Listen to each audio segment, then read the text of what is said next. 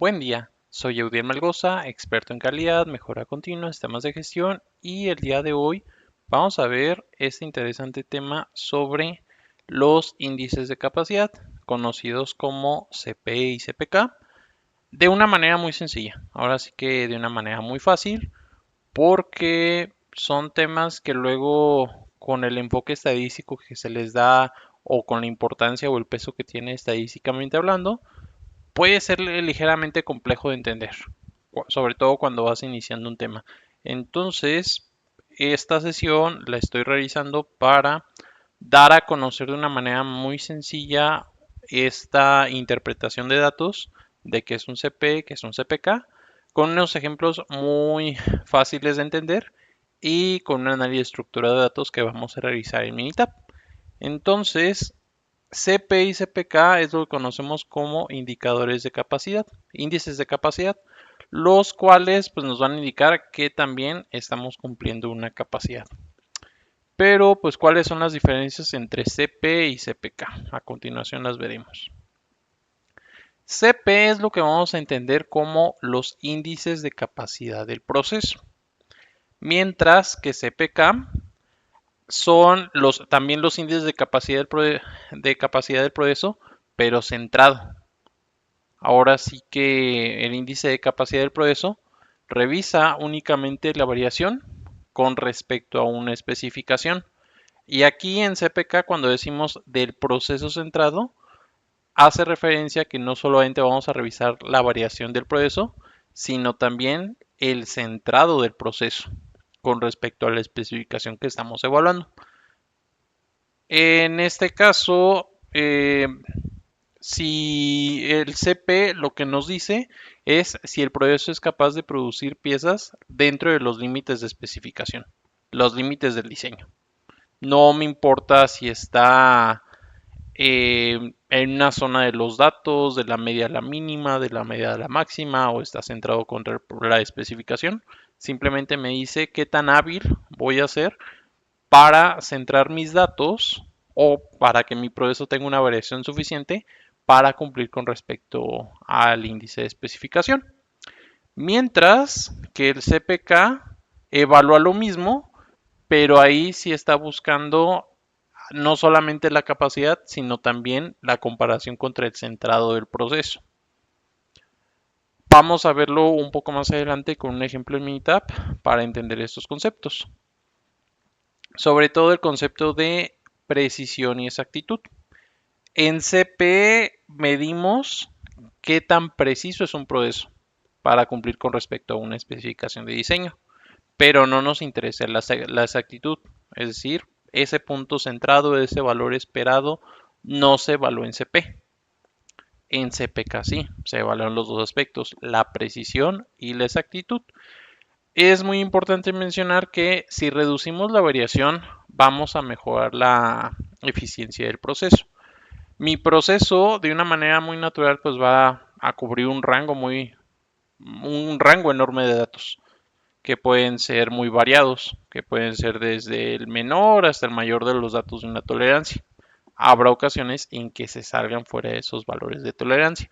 Entonces será muy importante tener ese tipo de cuidados en reducir la variación. La variación es el principal enemigo de todos los procesos. Cuando yo tengo una variación muy amplia dentro de un proceso, es decir, que tengo una especificación de 300 a 310 y hay piezas en 295 y hay piezas en 315, pues la variación es enorme y tengo piezas fuera de especificación. Ese es uno de los riesgos cuando tengo una variación muy grande, que puedo liberar de la media a la mínima un proceso, pero por la variación natural habrán datos que se caigan o que se salgan fuera de la especificación mínima. Por eso la importancia de centrar. Y estos indicadores o estos índices de capacidad nos van a permitir comparar el rendimiento de diferentes procesos con respecto a una característica que estemos evaluando. Por eso, dentro de lo que son los entregables de PPAP, para la validación de un producto, para un nuevo proyecto, nos piden estos índices de CP y CPK, en los cuales yo tengo la medición de estos valores o la medición de estos índices para así yo determinar esta capacidad o este rendimiento de mi proceso. En el caso de CP, imaginemos, por ejemplo, vaya, me estoy saltando a la siguiente. En CP, imaginemos que yo quiero hornear una pizza y debe medir entre 28 y 32. O sea, 28 y 32 es 28, 29, 30, 31 y 32 como máximo de diámetro de la pizza. Entonces, mi estándar para que quepa en la caja o en el instrumento que yo lo voy en el empaque que yo la voy a vender, debe ser de 28 a 32. Si el horno con el que yo estoy fabricando esas pizzas, con las que lo estoy cocinando, de repente me arroja pizzas en 25, de repente me arroja pizzas en 35, en 20, en 40, ahí yo digo que mi horno no es capaz, porque no tiene esa habilidad de producirme pizzas entre 28 o 32. ¿Ok? Entonces, si yo tengo ese horno que sí me va a ser capaz de producir entre 28 y 32, ahí decimos que el horno es perfectamente capaz. Entonces, así es como podemos ejemplificar lo que es el CP. Por su parte, el CPK, retomando ese ejemplo de las pizzas, que dijimos era de 28 a 32 centímetros. Ah, ok, el diámetro. Hay ocasiones en que decimos, pues voy a liberar en la máxima porque ya no puedo, ya no me queda el ajuste. Imagínense que la primer pizza con la que yo libero o inicio mi producción con ese horno me sale en 32 centímetros. Dirán, pues está dentro de especificación. Ahí es donde entra el riesgo por la variación natural del proceso. Que puede haber una pizza en 33, en 34, en 30, 31, porque el proceso no lo centré respecto a la media. En este caso, en 28 y 32, la media es 30. Todos mis procesos, de aquí la importancia de que sean centrados o de que inicien este tema de liberarse en la tendencia nominal para así evitar cualquier tipo de variación o cualquier tipo de problema por la variación que luego me provoque piezas fuera de especificación. Entonces, estos índices tienen esa importancia para medir esos rendimientos del proceso, para determinar qué tan capaces son de validar o de cumplir con una especificación. Nada más que CP únicamente se interesa con respecto a la especificación y CPK la variación y el centrado del proceso. Así es como se evalúan esos dos datos. Es muy importante, antes de aventurarme a realizar un estudio CP y CPK, primero confirmar que el dispositivo de medición que yo estoy utilizando esté debidamente calibrado. Nada de que va a tener alguna condición de descalibración o que la persona que vaya a medir no esté entrenada para usar ese dispositivo. Recordemos que el sistema de medición no solamente es el instrumento de medición, es el software con el que voy a cargar los datos, las normas o estándares de referencia, las personas que van a medir, en qué turno van a medir, el dispositivo tal cual, los patrones, calibradores, etcétera. Entonces, todo ese sistema de medición debe estar correctamente validado antes de yo animarme a hacer uno de estos estudios. De ahí la importancia. Otro aspecto a considerar es que debemos asegurar la normalidad de los datos. Hay diferentes pruebas para hacer o para comprobar esta normalidad de los datos y en general o en resumen pues buscamos que nuestros datos al momento de graficarlos mediante un histograma sigan una curva normal. Un poquito más adelante vamos a revisar cómo lucen un dato, un conjunto de datos cuando es normal. Antes también de yo aventurarme a hacer ese tipo de estudios, necesito confirmar que mi proceso está estable. Es decir, que en términos de control estadístico del proceso no está poseyendo alguna condición fuera de especificación, alguna tendencia. Ahora sí que todos esos posibles situaciones fuera de control causadas por esas razones especiales de variación. Algún tema de máquina, mano de obra, materiales, medio ambiente, etcétera. Y muy importante también Si mi gráfico XR ya me dijo que tengo alguna tendencia, alguna situación fuera de control, pues no voy a hacer ese estudio, porque en automático también el estudio me va a tomar valores erróneos o alguna situación que no va a ser lo suficientemente confiable este estudio. Entonces, ¿qué necesito validar para términos de SP? Sistemas de medición bien validados y la estabilidad del proceso. Si yo cumplo con esos dos factores, ahora sí voy a hacer este tipo de cálculos.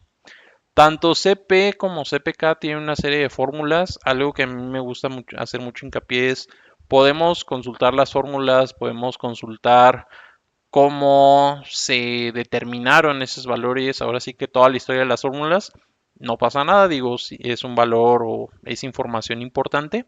Sin embargo, algo que yo sugiero bastante es enfocarnos en ser muy bueno tomando los datos para un estudio y enfocarnos en saber interpretar correctamente un conjunto de datos cuando me los presenten.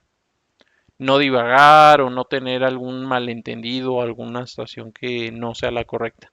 Siempre yo debo de ser muy capaz de entender el dato que se me está mostrando para así yo ser muy eficiente en mi toma de decisiones. Entonces aquí más que enfocarnos a ver, la fórmula es esta y vamos a hacer a mano o con calculadora los datos, la verdad es que ya hay softwares como Minitab que están diseñados para eso. Entonces, más que saber conocer las fórmulas, lo más importante es saber tomar los datos y saber interpretar los valores de resultado. Comentábamos ese tema de que CP mide la precisión, no la exactitud, y en CPK mide precisión y exactitud. Pero ¿qué es precisión y qué es exactitud? Imaginemos que tenemos este tiro, este juego de los dardos donde yo debo de tirar y debe caer en un punto céntrico. En este caso, este punto rojo. Este punto rojo, en términos de control estadístico, es lo que yo buscamos como mi valor nominal. Entonces, y ya todo lo que se aleje, ya sea hacia la derecha, hacia la izquierda, hacia arriba o hacia abajo, es la variación natural que puede tener un proceso. Habrá veces que una pieza cuando yo la produzco caiga por acá, otras veces por acá, otras veces por acá, por acá, por acá, por acá, etcétera. Pero imaginemos que mi tolerancia va de aquí a acá. Todas las que caigan fuera de aquí, pues van a ser condiciones fuera, piezas fuera de especificación. Entonces, no quiero yo esto. Yo lo que quiero es ser muy eficiente y siempre darle al centro. Que toda la variación que yo tenga caiga dentro del círculo rojo. A eso nos referimos con procesos debidamente centrados.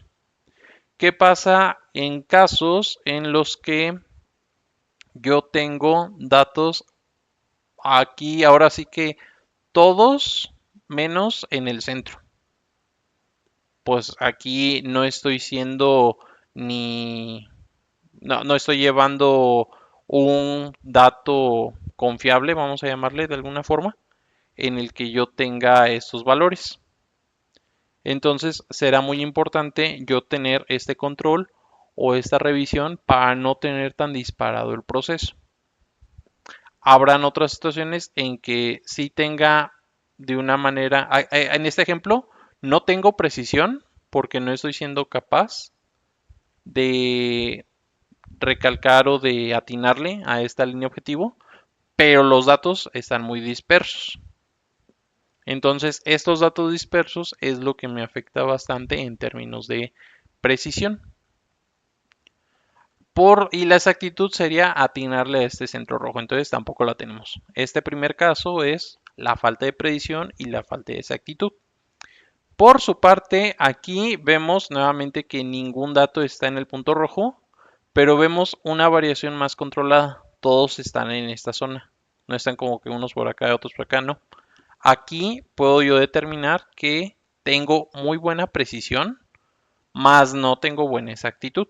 ¿Por qué? Porque no están cayendo ningún punto en el dato rojo. Y toda mi zona de datos cae en una zona constante, más no en la zona que yo estoy buscando que queden los datos. Esa sería la condición de precisión, más no de exactitud. Enseguida vemos que aquí sí tengo algunos datos en el punto rojo y algunos como que acercándose, pero los tengo ligeramente dispersos fuera de este rango objetivo o este valor esperado.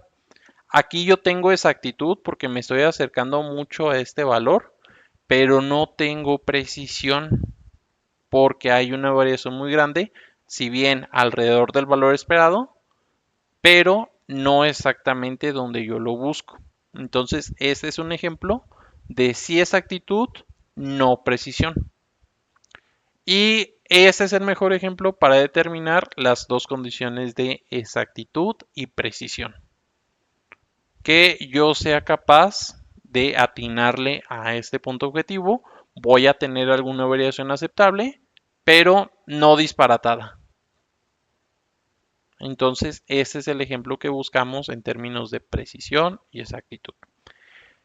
Aquí, ¿cómo lucirá con respecto a curvas normales? Aquí que no tenemos ni precisión ni exactitud, hasta me podría atrever a decir que no tenemos una curva normal.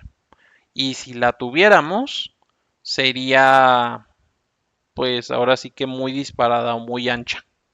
Recordemos que la curva normal grafica la variación de un proceso. Esta es la curva normal. Esta de aquí. Entonces, entre más variado tenga un proceso, la curva se va a volver más ancha. Nosotros para efectos de habilidad del proceso buscamos que nuestras curvas normales sean lo más estrechas o lo más delgadas posibles y en el centro. Esos son los ejemplos de predicción y exactitud. Cuando yo soy preciso pero no exacto, tengo una tendencia a que los datos se disparen más hacia un lado que hacia otro. Cuando yo tengo exactitud pero no tengo predicción, si bien mi curva normal va a estar centrada, va a estar demasiado ancha, va a estar muy gordita la curva normal, entonces buscamos que no quede así. Lo que buscamos es muy centrado y aparte muy delgada. Esa es la condición ideal que en términos de habilidad del proceso estamos buscando, para que los datos sean hábiles para siempre entrar en un mismo valor. Entonces, para realizar este ejemplo, vamos a analizar en Minitab una serie de condiciones para ser muy claros. Vamos a analizar cuatro escenarios posibles para determinar cómo lucen los datos cuando los revisamos en diferentes condiciones. Estoy llamando a las columnas de escenario 1, 2, 3 y 4. En este caso, lo que voy a hacer es que voy a someter a prueba diferentes condiciones mediante números aleatorios. Ahorita vamos a ver cómo los voy a graficar para entender debidamente el concepto. Necesitamos entender dos conceptos básicos o dos conceptos clave, la media y la desviación estándar. La media de los datos es el valor esperado o bien el promedio de todo un rango de datos. La desviación estándar es el cómo se alejan mis datos con respecto de la media. Entonces, ¿cómo sería una desviación estándar? Menor es mejor. Así debemos de evaluarla. Cuanto más grande sea mi desviación estándar, mayor va a ser mi cantidad de problemas y mayor va a ser mi variación y mayor va a ser mi cantidad de problemas a lo largo de la vida de un proyecto o de algún producto, etcétera.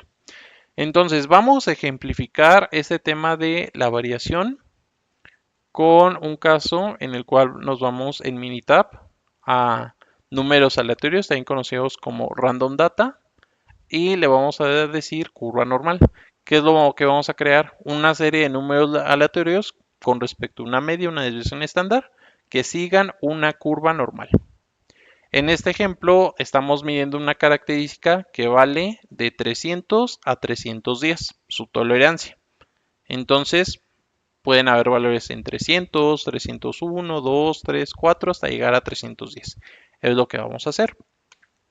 Entonces, puedo decirle aquí que me genere 300 datos, que me las ponga en esta columna, la cual voy a llamar escenario 1, para ir midiendo. La desviación estándar, nada más para ejemplificar, voy a ponerle un valor de 2, que va a ser muchísima variación respecto a los datos. Y a la media, de 300 a 310, el valor nominal es 305. Entonces, vamos nada más para ejemplificar este caso de situaciones fuera de control, cómo luce cómo luce cuando yo digo, ay, pues voy a liberar de la media a la mínima. Entonces, vamos a asignar un valor de 302. En automático, en mi columna escenario 1, se generaron de forma aleatoria 300 valores, los cuales vamos a analizar. ¿Qué tendencia o qué patrón siguen estos datos? Que se generaron con una desviación estándar de 2 y fueron liberados de la media a la mínima. ¿Qué es lo que pasa si nos fijamos? Aquí luego a grandes rasgos, sin aún hacer ninguna gráfica, vemos por ejemplo aquí un valor de 2.99. Vemos por acá otro valor de 2.99, uno de 300 y algo, otro 2.99 por aquí. Eso es precisamente lo que pasa con nuestro proceso cuando yo digo voy a liberar de la media a la mínima. Que, ok, quizá en algunos valores sí voy a estar dentro de especificación, pero habrá otros en los que no. Vamos a verlo con el gráfico como luce. Para eso me voy a estadísticas, Quality Tools, Capability Analysis, Normal. Voy a elegir la columna donde voy a tener mis datos, que en este caso es en esta de escenario 1. Voy a asignar un valor de 1 para el tamaño del subgrupo. La especificación inferior es de 300 y la superior es de 310.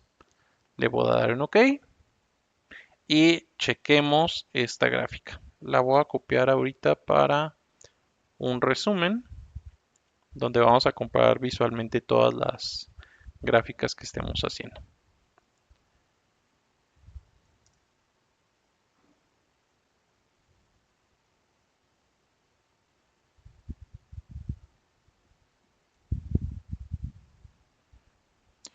Entonces, ¿qué podemos ver aquí?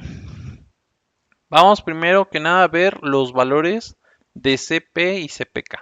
Dijimos que CP era la habilidad con respecto a una especificación y CPK es la habilidad con respecto a especificación y estar centrado en el proceso. Aquí vemos un valor de CP de 0.81, lo cual me dice que si bien sí tengo una gran cantidad de datos en especificación, hay algunos que quedan fuera. Entre más datos tenga fuera de especificación, pues mayor va a ser la cantidad de condiciones o de piezas que van a afectar a mi valor de CP. Entonces, por eso la importancia de tener piezas dentro de especificación y no tener ningún tipo de factor o de situación dentro de mi análisis o mi estudio. Luego en CPK vemos un punto 36. ¿Por qué este punto 36? Nada más por ver los datos. No solamente estoy teniendo piezas fuera de especificación, tampoco mi proceso está centrado. Entonces, entre menos centrado esté el proceso, mi CPK va a ser mucho menor. Porque recordemos, CP es la habilidad para cumplir una especificación. CPK es la habilidad para cumplir especificación y centrado en el proceso. Entonces, mi línea centrada debería estar en 305, pero tengo los datos recorridos hacia este lado. Eso es lo que podemos revisar y muy importante, aquí me dicen las ppms esperadas. ppm es un indicador de piezas por millón o partes por millón, en el cual me dice que yo estoy esperando en promedio 140,000 piezas, 140,040 piezas fuera de especificación. Dicho de otra manera, cada vez que yo produzca 1 millón de piezas, 140,000 no van a cumplir esta especificación que estoy analizando de 300 a 310. Por eso la importancia de tener un buen CPK. Entre mayor sea mi CPK, mayor va a ser mi habilidad para yo cumplir con una característica de proceso. O en este caso también de producto. Esto es todo por el escenario 1. Vamos con un escenario 2. Dijimos que el rango es de 300 a 310. ¿Qué pasaría ahora si los datos los libero en la media, pero con esa misma desviación estándar? Me voy nuevamente a Random Data, Normal. Nuevamente voy a producir 300 datos. Ahora no voy a liberar de la media a la mínima, voy a liberar en el centro, 305. Pero vamos a mantener esa desviación estándar.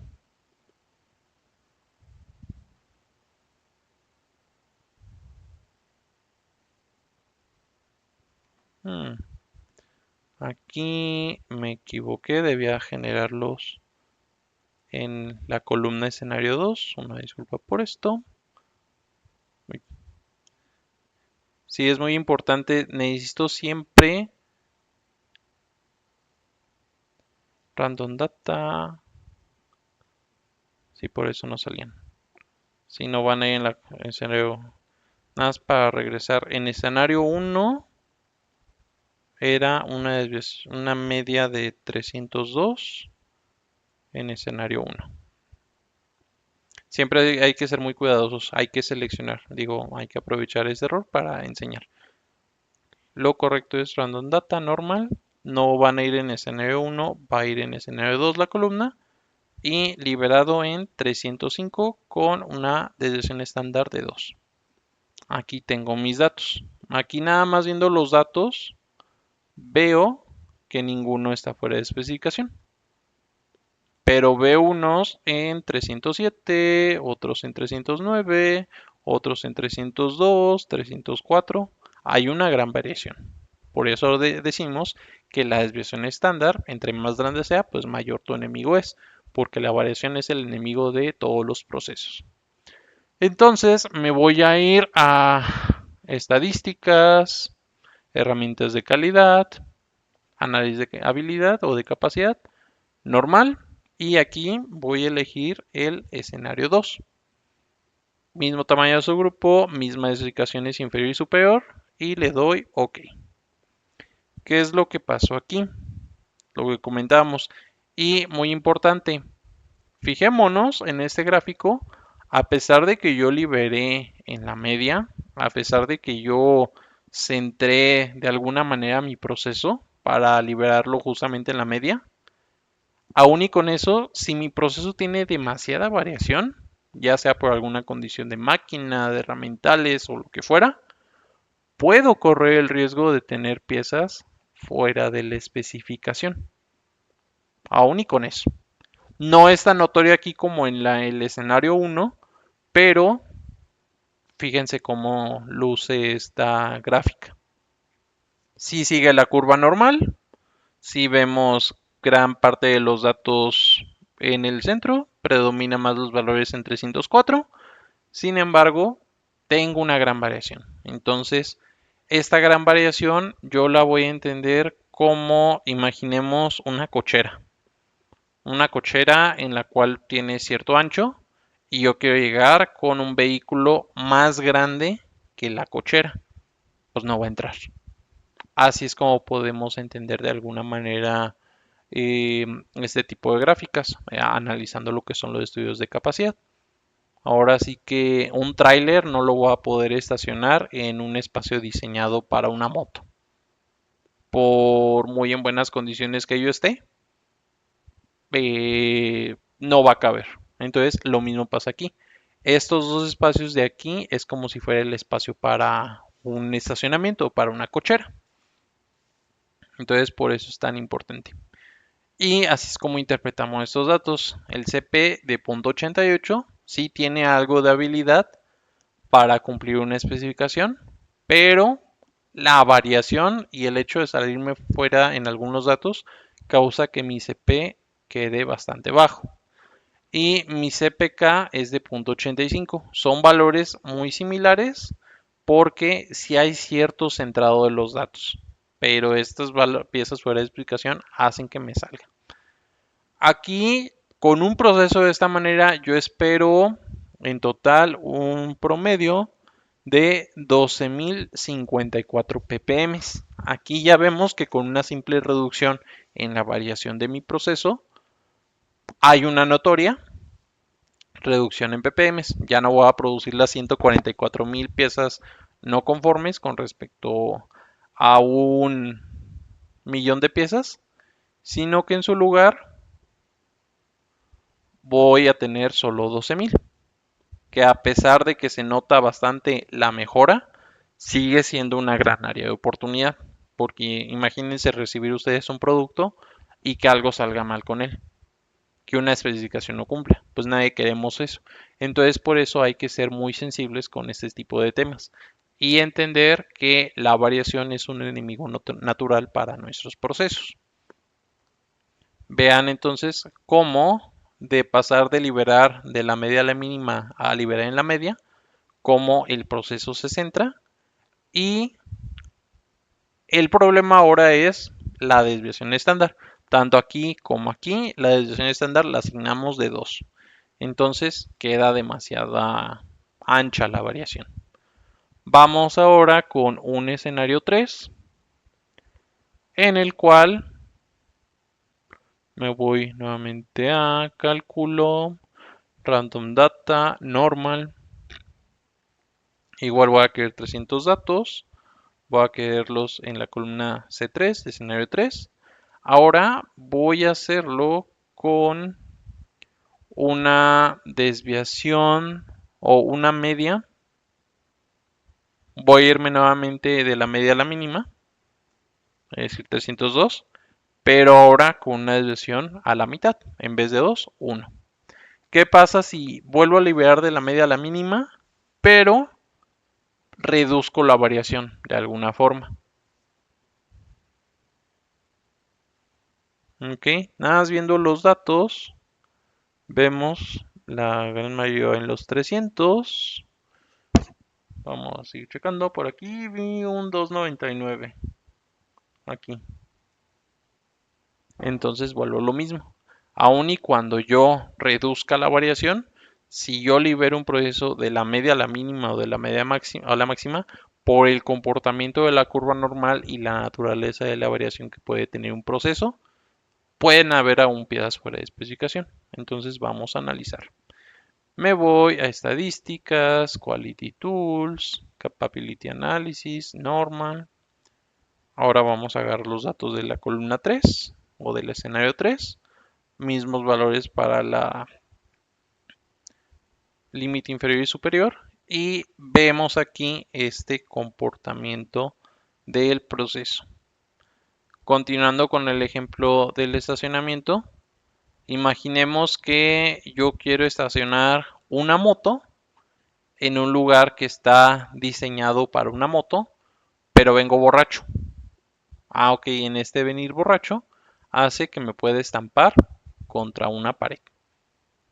Así es como se interpreta lo que es el yo liberar de la mínima a la media, pero con un factor de desviación, aunque sea pequeña, sigo teniendo esta oportunidad. Por esta pequeña zona de datos que se salen fuera de la especificación, entonces hay que ser muy cuidadosos con ello. Mi CP veo que tiene 1.59, ya mejoró bastante al haber reducido la desviación. Puede aún mejorar más si yo centro aún más mi proceso. Sin embargo, mi CPK está en 0.64. ¿Qué quiere decir con esto esta diferencia? Que yo soy hábil o tengo cierta habilidad para cumplir una especificación, es decir, la habilidad para lo que decía de ser preciso, pero no estoy siendo exacto. Recordemos, CP mide la precisión de los datos, CPK mide la precisión y la exactitud. Entonces, si yo tengo los datos hacia un lado, tengo precisión por recabarlos en una sola zona, pero no tengo exactitud porque no están siendo recabados en la zona que yo espero. Por eso la variación tan grande entre el valor de CP y el valor de CPK. Vemos que tenemos 22.640 piezas esperadas de ppm. Entonces, fijémonos la importancia de centrar los datos. Aquí yo tenía en esta curva un caso, voy a hacerla más pequeña para que podamos verlas.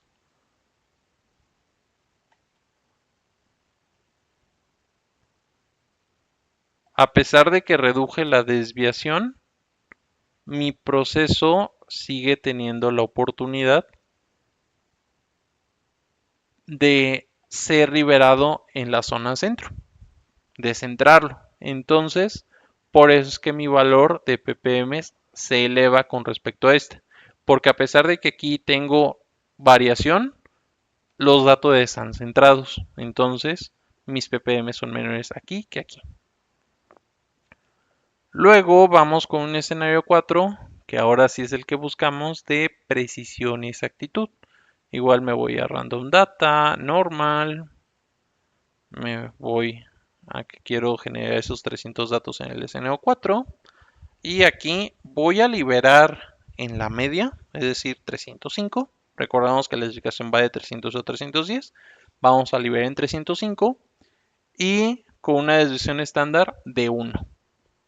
Ya no de 2 como en los ejemplos de los escenarios 1 y 2, sino ahora en 1.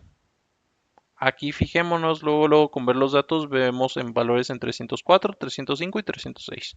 Por ahí vi uno en 303, uno en 307, pero son pocos. Entonces vamos a ver esos datos del escenario 4, cómo lucen con los cálculos y con la gráfica.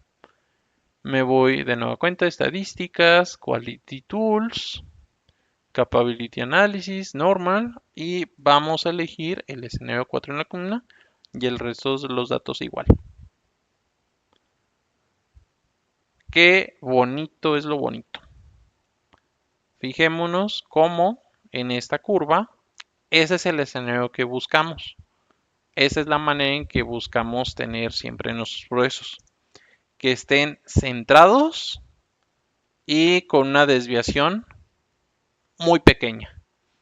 Ese es el escenario ideal que necesitamos buscar en nuestros procesos. Y aquí fijémonos cómo mi CP es de 1.56 y mi CPK es de 1.52. Entre más sea la capacidad para hacer preciso en los datos y si coincide también con la exactitud de estar justamente en el valor nominal, mi CP y mi CPK van a ser casi iguales, casi los mismos. Entonces, vale mucho la pena aquí trabajar de esta manera. Y diremos, ¿cómo reducimos la variación? De ley, pues que no haya ningún tipo de causa especial. Y para efectos de causas comunes, pues quizá necesito incrementar o necesito monitorear, por ejemplo, en el tema de piezas de maquinados, la vida útil de las herramientas. Eso puede alterar la variación de un proceso. O si son procesos más artesanales, pues las habilidades de las personas que están trabajando en la máquina. Ese tipo de factores para tener ese tipo de condiciones ideales.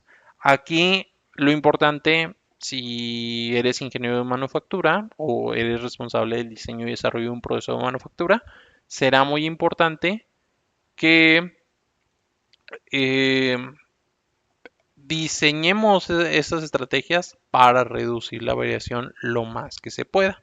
Si tiene que ver con algún tema de tecnología de máquina, con algún tipo de herramiental, etcétera, los expertos de manufactura son los que deben de determinar estas condiciones para que logremos esos escenarios. Porque la media, se fijan, no tiene nada que ver con los temas de capacidad.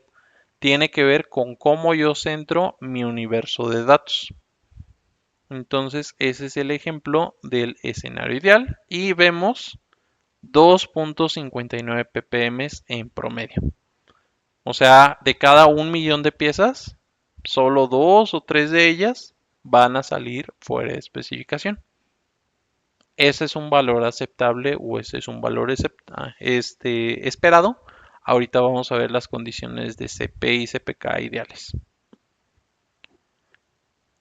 Aquí está también la comparación de los 4 gráficos,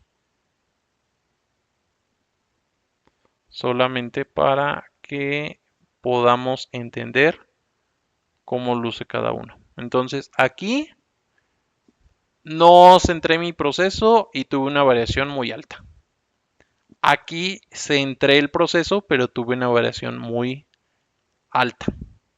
Aquí y aquí reduje la variación, pero aquí no centré el proceso y aquí sí lo centré. Entonces aquí vienen las condiciones de predicción y exactitud.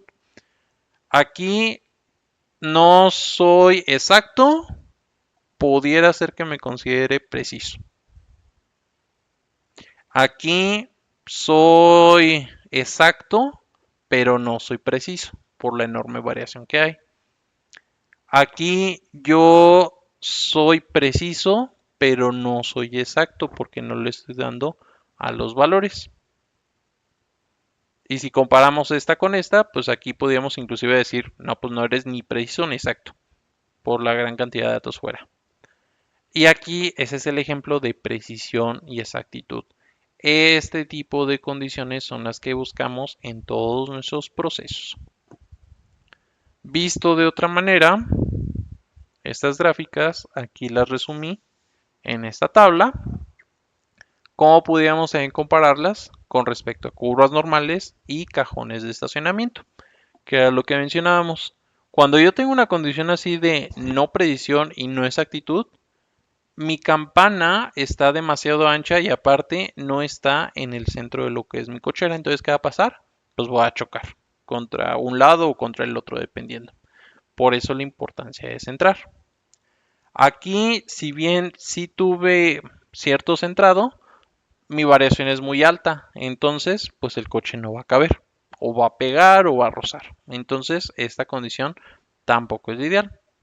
Aquí yo nuevamente tuve esta condición de irme más hacia un lado, entonces puedo volver a pegar, a pesar de que el coche ya está más delgadito. Y aquí es el escenario ideal, un coche delgado para comparación de lo que es la cochera y justamente en el centro, para no pegarme ni con un lado ni con el otro. Esta es la condición que queremos buscar siempre y es lo que necesitamos analizar como ingenieros para reducir la variación en nuestros procesos. Ahora, ¿qué significan esos términos? Digo, ya los vimos con los cálculos. Aquí vimos que eran 140 ppm, 140.000, aquí que eran 12.000, aquí 22.000 ppm y aquí 2 o 3 ppm. Entonces, ¿qué significa este tema de ppm? En términos de 6 sigma,